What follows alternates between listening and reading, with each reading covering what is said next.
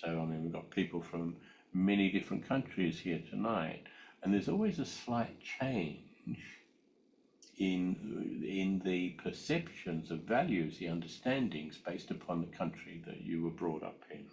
So everyone's got a slightly different take, but it doesn't matter whose it is or which take you have, it's still all the same. It's still just information that's stored in this non-local mind in the field that you're identifying with. And all the time you think it's yours, then it's going to be yours.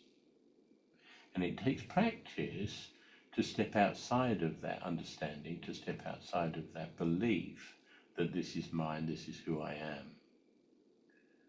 It doesn't belong to you, it doesn't belong to anybody else. It's just information passing through your awareness. Certain people, of course, have strong reactions to certain information, but that's just conditioning, that's just habit.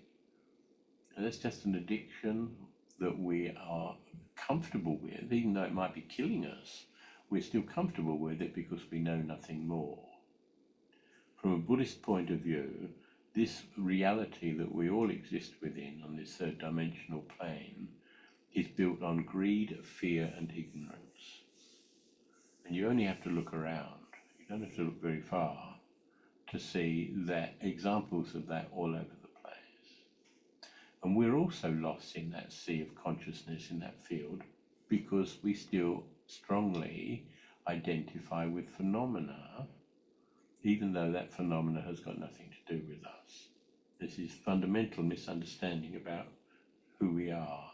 And of course, all the time we don't understand, we remain in fear. We're limiting ourselves because we don't know what's on the other side of the fence.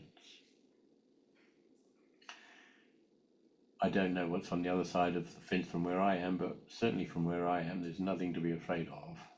You know, in fact, quite the opposite. It becomes a fascinating journey through this reality and beyond. There is. I mean, I don't believe there's a limit to potential for each individual, for every one of you. We only limit ourselves by our attachment and addiction to old ways of being.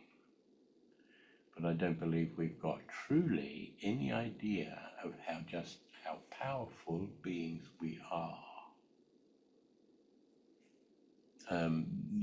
We've experienced, a lot of people who do the space clearing have to question what's happening when you go into a space and you change any energy of a space, I mean, I think it's really just pure physics. It's not sort of magic or spiritual or anything like that. But it does begin to give us a picture or a better understanding of just how powerful we are by where we put our attention. What we do with what shows up in our life is going to determine what shows up tomorrow. And if we continue to put fear in, of course, then fear is going to show up tomorrow.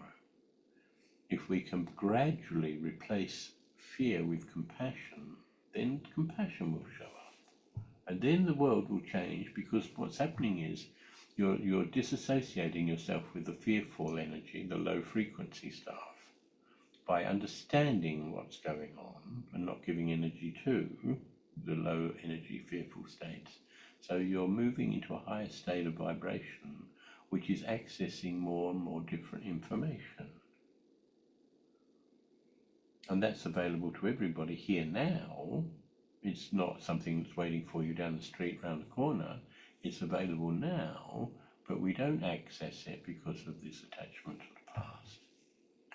So if you don't take anything else from this evening, other than a little bit of information that, well, hang on a moment, this is whatever it is you're feeling, whether you're clearing someone or not, it's immaterial.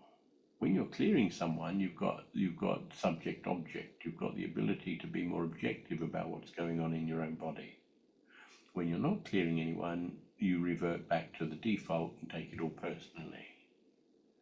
So one question that I do sort of suggest you ask frequently through the day is, who am I clearing now?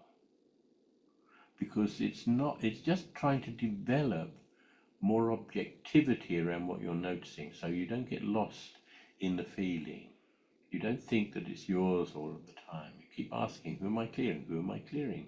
Ultimately, it won't be necessary to ask that. There won't be any need to ask that at all. Because once your system gets used to the idea that it's just information processing through its awareness, that none of it actually belongs to you, it's all just stuff, then you won't be troubled by any of the stuff anymore.